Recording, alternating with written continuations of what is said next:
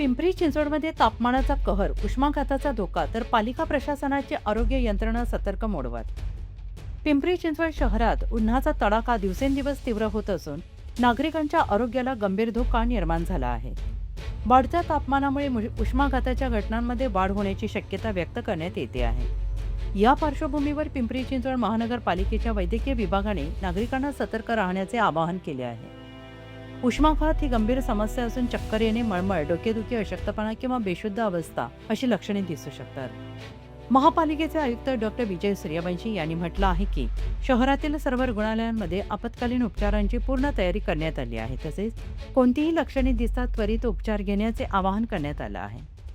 आरोग्य वैद्यकीय अधिकारी डॉक्टर लक्ष्मण गोफणे यांनी विशेषतः लहान मुले, ज्येष्ठ नागरिकांनी, बाहेर काम करणाऱ्यांनी अधिक काळजी घेण्याचा सल्ला दिला आहे.